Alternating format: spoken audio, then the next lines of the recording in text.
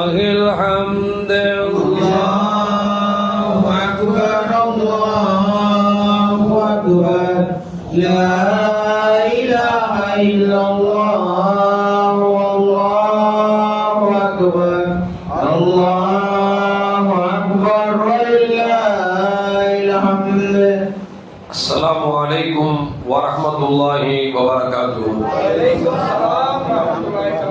الحمد لله رب العالمين والصلاة والسلام على أشرف المرسلين وعلى آله وأصحابه وأزواجه وذرياته وأهل بيته أجمعين. أما بعد فقد قال الله تعالى في القرآن العظيم وفي الفرقان المجيد أعوذ بالله من الشيطان الرجيم بفضل بسم الله الرحمن الرحيم خذوا زينتكم عند كل مسجد صدق الله العلي العظيم. قال نبينا محمد رسول الله صلى الله عليه وسلم زينوا أعيادكم بالتهليل والتكبير والتحميد أو كما قال عليه الصلاة والسلام. رضينا بالله ربا وبالإسلام دينا وبمحمد صلى الله عليه وسلم نبيا ورسولا. يا سيدي يا رسول الله خذ بيدي قلت حيلتي أدركني يا شفيع المذنبين اللهم صل وسلم وبارك عليه. எல்லா புகழும் புகழ்ச்சியும் ஏக இறைவனாம் அல்லாஹ் ஒருவனுக்கு உரித்தாக்கி அவனது வற்றாத கருணை நமது உயிரிலும் மேலான கண்மணி முஹம்மது ரசூலுல்லாஹி ஸல்லல்லாஹு அலைஹி வஸல்லம் அவர்கள் மீதும் அவர் குடும்பத்தார்கள் சத்திய சஹாபாக்கள் நாதாக்கள் நல்லோர்கள் குறிப்பாக நம் அனைவர் மீதும் அல்லாஹ்வின் சாந்தியும் சமாதானமும் என்றென்றும் குன்றாமல் குறையாமல் நிலவு செய்வானாக. அருமையான மோமின்களை பெருநாள் நல்வாழ்த்துக்களை உங்களுக்கு தெரிவித்துக் கொள்கிறேன். தக்கபலல்லாஹு மின்னா வ மின்கும். அருமையான பெருமக்களே, அல்லாஹு ஜல்ல ஜலாலுஹு நம்மை படைத்து நேரான வழி நம்மை செலுத்திக் கொண்டிருக்கிறான் என்று சொன்னால் உண்மையில் நாம் எல்லாம் அல்லாஹ்வுக்கு நன்றி செலுத்துவதற்கு கடமைப்பட்டிருக்கிறோம். காரணம், உலகத்தில் எத்தனையோ மதங்கள் இருக்கிறது. அந்த மதங்கள் கொண்டாடக்கூடிய அந்த திருவிழாக்களை பார்க்கிற பொழுது, அவர்கள் திருநாட்களை பார்க்கிற பொழுது தங்களுடைய பொருளாதார சீரழிவை ஏற்படுத்திக் கொண்டிருக்கிறார்கள்.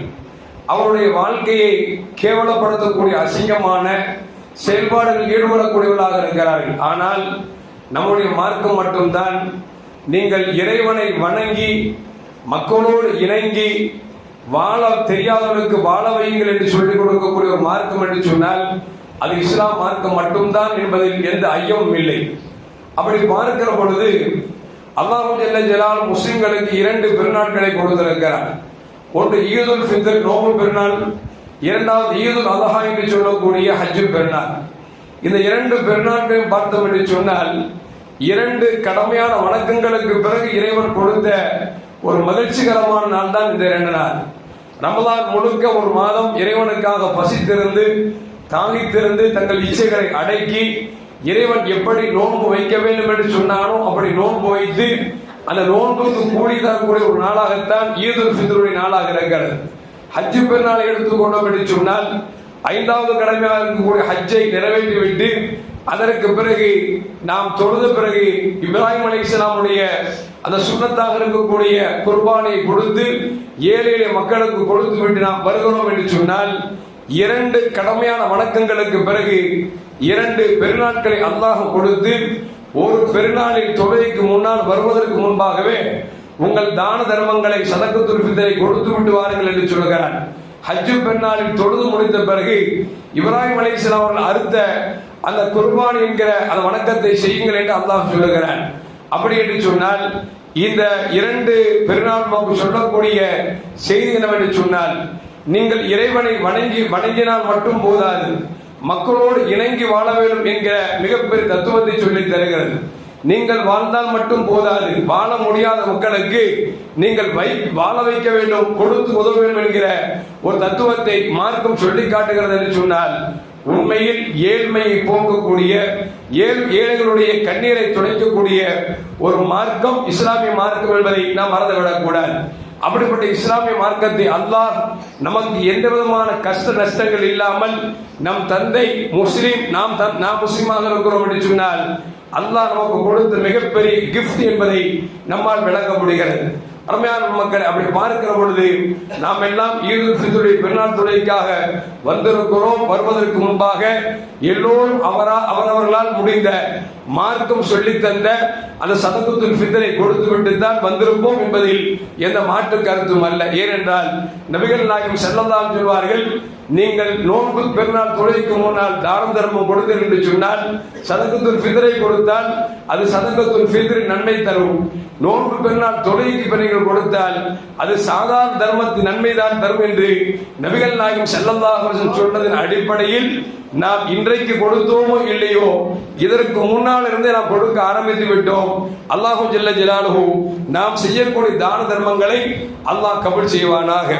அருமையான மோமின்களே, கண்மணி முஹம்மது ரசூலுல்லாஹி ஸல்லல்லாஹு அலைஹி வஸல்லம் சொல்வார்கள், நீங்கள் சதகத்துல் ஃபித்ரை கொடுப்பதால் அல்லாஹ் 10 விதமான நற்காரியங்களை நன்மைகள் நமக்கு தருகிறான் என்று பெருமானார் ஸல்லல்லாஹு அலைஹி சொன்னார்கள்.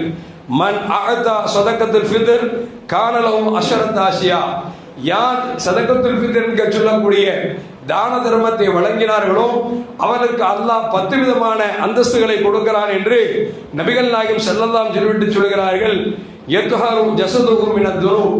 இவர் தான தர்மம் கொடுத்ததன் மூலமாக இவரை அல்லாஹு ஜல்ல ஜலாலுஹு பாவம் என்கிற அந்த பாவமான செயலை விட்டு இவர் உடலை பரிசுத்தப்படுத்துகிறான் என்று நபிகள் நாயகம் ஸல்லல்லாஹு அலைஹி வஸல்லம் சொன்னார்கள்.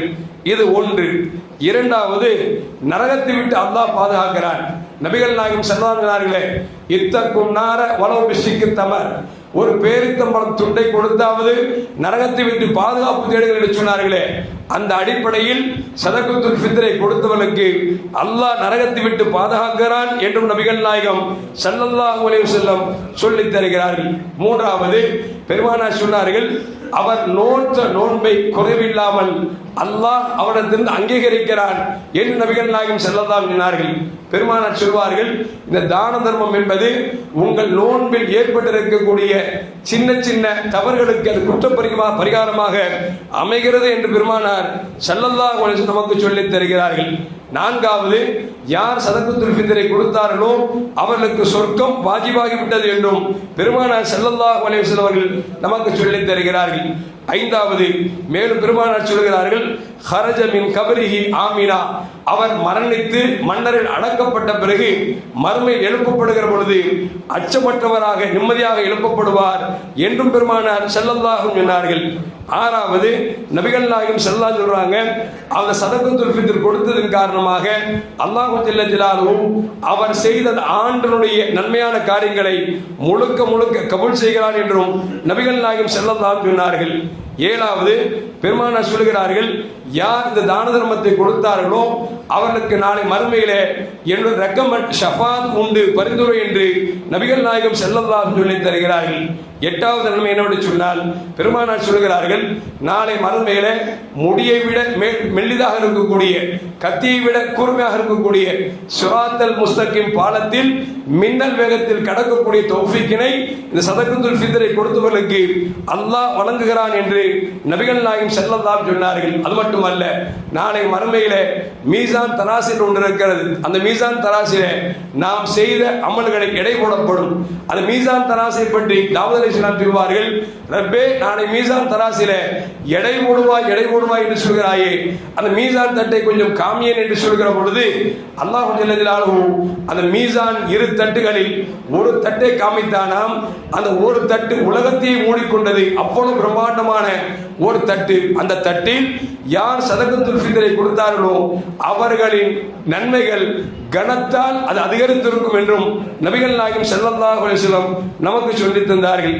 பத்தாவதாக பெருமானார் சொல்கிறார்கள், யார் இந்த தான தர்மத்தை கொடுத்தார்களோ சதகத்துல் ஃபித்ரை கொடுத்தார்களோ அவர்கள் அல்லாஹ்வின் பட்டியலில் மூதேவி என்றிருந்தால் அதை நீக்கி அவர் சீதேவி என்கிற பட்டியலில் அல்லாஹ் பேர் சேர்க்கிறான் என்று நபிகள் நாயகம் ஸல்லல்லாஹு அலைஹி வஸல்லம் சொல்லித் தருகிறார்கள்.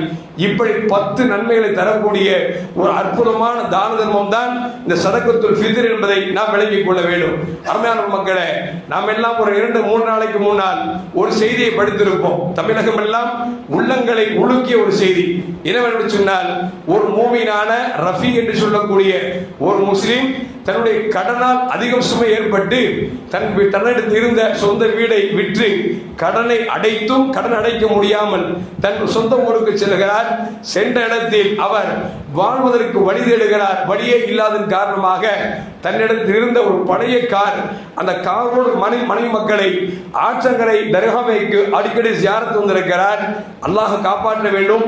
அவர் வந்து கடைசியில் இதற்கு மேல் வாழ முடியாத சூழல் வருகிற பொழுது அவர் தன்னிடத்தில் இருக்கக்கூடிய காசுகளை எல்லாம் வைத்து ஏழை மக்களுக்கு துணிமணிகளை வாங்கி கொடுத்து தான தர்மங்களை கொடுத்து விட்டு அவர் ஒரு பெட்டைக்குளம் என்கிற ஊருக்கு பக்கத்தில் சென்று காரோடு தன் மனைவி மக்களோடு பெட்ரோலை ஊற்றி தீ வைத்து எல்லோரும் கருதி செத்து விட்டார்கள் என்கிற செய்தியை பார்க்கிற பொழுது நமக்கு உள்ளத்தை உலுக்கினாலும் இது ஒரு கேவலமான செயல் என்பது மாற்று கருத்தும் அல்ல. ஏனென்று சொன்னால் ஒருவர் தற்கொலைதான் அவருக்கு விடிவா என்றால் உலகத்தில் விடிவல்ல. ஏனென்று சொன்னால் அல்லாஹ் நிறைய வழிகளை திறந்து வைத்திருக்கிறார். அந்த வழிகளை எல்லாம் பயன்படுத்தாமல் அவர் தற்கொலை என்கிற அந்த முடிவுக்கு வந்தது என்பது அவசரமான செயலாக இருந்தாலும் கூட, ஆனால் அவரை சிந்திக்கிற பொழுது நம் சமூகம் தான் வறுமையை போக்குவதற்கு மிகப்பெரிய வழிகாட்டியாக ஒரு செயல்பாடு நமக்கு தந்திருக்கிறது. அதுதான் ஜகாத் என்கிற ஒரு அமைப்பு. ஆனால் ஜகாத் என்கிற அமைப்பை சீராக கொடுக்கப்படுகிறதா என்று சொன்னால் அது சீராக கொடுக்கப்படுவதில்லை என்பதைத்தான் இந்த மரணம் நமக்கு சொல்லி காட்டுகிறது. ஏனென்று சொன்னால் ஜகாத்தை சரியான முறையில் இருக்கக்கூடியவர்கள், ஜகாத்து கடமையானவர்கள், அவர்கள் சரியான முறையில் அவர் குடும்பத்தை கவனித்துக் கொண்டாலே இது போன்ற வறுமை நம்மால் ஒழித்து விட முடியும். ஆனால் இன்றைக்கு எப்படி ஆகிவிட்டது என்று சொன்னால் ஜகாத் ஒருவருக்கு 10,000 ரூபாய் கொடுக்கணும் அப்படின்னா மனசு வலிக்குது. 10,000 ரூபாய் ஒரு ஆள் கொடுக்கணுமா? இவர் 10 பேருக்கு பிரிச்சு 1000 ரூபாய் கொடுக்கலாமே. அந்த 1000 ரூபாய் கொடுக்கும் போது ஏன் இன்னும் 500 ரூபாய் கொடுத்து ஒரு 20 பேர் கொடுத்துடலாமே. 500 ரூபாய் கொடுக்கும் போது இன்னும் 100 ரூபாய் ஒரு 10,000 பேர் கொடுத்து இப்படி போகிறோமே தவிர ஒரு ஆளுக்கு அவருடைய கஷ்டத்தை போக்கக்கூடிய கடனை போக்கக்கூடிய அளவிற்கு நாம் செய்கிறோமா என்று சொன்னால் மனம் வலிக்கிறது. அந்த வழியை விட இப்படி ஒரு குடும்பம் ரமதான் மாதத்தில் ஒரு தற்கொலை செய்கிறது என்று சொன்னால் இந்த தற்கொலைக்கு நம் சமூகம் பதில் சொல்லி ஆக வேண்டும். இதை சாதாரணமாக கடந்துவிட முடியாது. ஏனென்று சொன்னால் இது போன்ற பல குடும்பங்கள் என்ன செய்வதென்று தெரியாமல் தவித்துக் கொண்டிருக்கிறார்கள் ஒவ்வொரு மஹல்லாக்களில். ஏனென்று சொன்னால் நாம் இமாமாக இருக்கிறோம், நம்ம இடத்துல வந்து கேட்கிறார், ஹஸரத் யாராவது ஜகாத்து கொடுக்கிற மாதிரி இருந்தா எனக்கு இவ்வளவு கஷ்டம் இருக்கு, என் பிள்ளைக்கு கல்யாணம் கட்டி கொடுக்கணும், என் பையனை படிக்க வைக்கணும், யாராவது ஜகாத் இருந்தால் சொல்லு தந்தாங்கன்னா எனக்கு வாங்கி தாருங்கள் என்று சொன்ன பலரும் இந்த மஹல்லாவில் உண்டு, இந்த மஹல்லாவிலும் உண்டு. ஆனால் நாம் யாரிடத்தில் போய் சொல்வது? நாம் யாரிடத்தில் போய் சொன்னோம்னா ஹஸரத் ஜகாத்தை கேட்கிறான்னு நினைச்சுக்கிறாங்க. அல்லாஹ்வுடைய கிருபையில அப்படி இதுவரைக்கும் யாருக்கும் கேட்டு வாங்கியதும் இல்லை.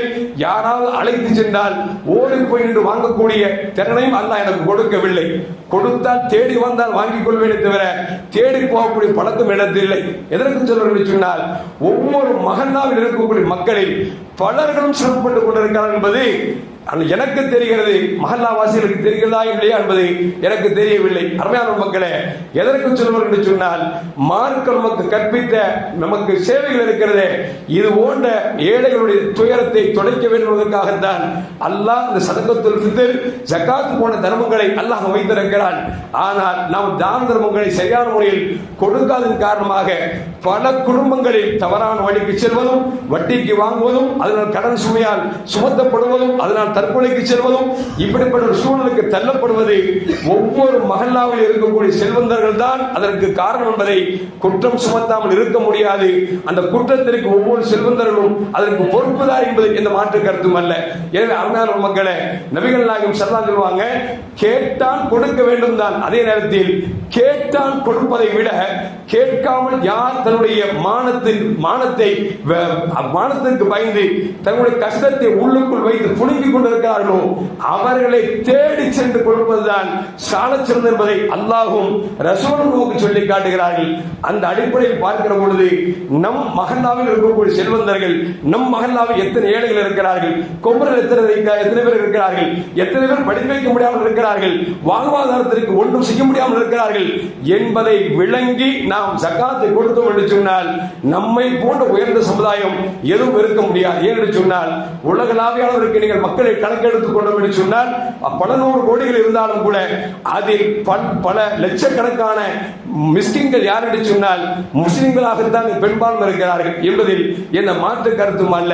எனவே ஏழைகளின் வறுமை நீக்க வேண்டுவதற்காகத்தான் அல்லாஹ் ஜகாத்தையும் சதகத்துல் ஃபித்ரையும் கொடுத்திருக்கிறார் என்பதை மனதில் வைத்துக் கொண்டு இனிமேல் உள்ள காலங்களாவது நாம் காசுகளை, நம்முடைய காசு பணங்களை சில்லறையாக அள்ளி தெளிக்காமல் யாருக்காவது பிரயோஜனம் தரக்கூடிய அளவிற்கு நாம் அலசி ஆராய்ந்து அவர்களுக்கு வாழ்க்கையில் கை கொடுத்து முன்னேற்ற வேண்டும் என்பதில் எந்த மாற்று கருத்தும் அல்ல. ஏனென்று சொன்னால் நாளை மறுமையில் அல்லாஹ் கேட்பான், அடியானை பார்த்து கேட்பான், அடியானே உன் வீட்டுக்கு என் தேவையாக வந்தேனே, எனக்கு ஏதாவது தந்தாயா, நீ கொடுக்க மறுத்துட்டாய் என்று கேட்கிற பொழுது அடியான் சொல்லுவான், அல்லாஹ் நீ வந்தையா, நீ தானே எல்லோருக்கும் கொடுப்பாய், நீ எப்படி என் வீட்டுக்கு வந்தாய் என்று கேட்கிற பொழுது அல்லாஹ் சொல்லுவான், அந்த அப்துல் காதர் வீட்டுக்கு வந்தான்ல, அப்துல் குதுஸ் கஷ்டப்பட்டு வந்தான்ல, அவரிடத்தில் கொடுத்திருந்தார் என்ன நீ பார்த்திருப்பாய் என்று சொல்லி ரப்பு ஒரு அடியானை கொடுத்து தன்னை முன்னிறுத்தி சொல்கிறான் என்று சொன்னால், அருமையான மக்களே, ஏழைகள் வருகிறார்கள் என்று சொன்னால் அவர்கள் ஏழைகள் அல்ல, அங்கு அல்லாஹ் வருகிறான் என்பதை அல்லாஹ் ஜல்ல ஜலாலுஹு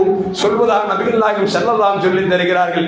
எனவே ரமலான் மாதத்தில் நிறைய வணக்கங்கள் தொழுதோம், நோன்பு பிடித்தோம், ஜகாத் கொடுத்தோம், தான தர்மங்களை கொடுத்தோம், முஸ்லிம்களிடத்தில் பழகினோம், நோன்பாளிகளுக்கு உதவி செய்தோம், எல்லாம் செய்திருந்தாலும் கூட ரமலானோடு முடித்து விடாமல் ரமலான் அல்லாத காலங்களிலும் எல்லா தான தர்மங்களையும் கொடுத்து அல்லாஹ்வின் பொருத்தத்தை பெறுமாறு அன்போடு கேட்டுக் கொள்கிறோம். எல்லாம் வல்ல அல்லாஹ் ஜல்ல ஜலாலுஹு கை நிறைய செல்வத்தை கொடுத்து வழங்கக்கூடிய நல்ல உள்ளத்தையும் கை நலத்தையும் அல்லாஹ் மனதிற்கும் தந்தல்வானாக. பெருநாளில் அல்லாஹ் எதை வாக்களித்தானோ அந்த முழுமையான கூலியை பெறக்கூடிய அவன் பொருத்தத்தை பெறக்கூடிய நன்மக்களின் கூட்டத்தில் அல்லாஹ் நம்மை ஆக்கியல்வானாக. அஸ்ஸலாமு அலைக்கும் வரஹ்மத்துல்லாஹி வபரகாத்துஹு.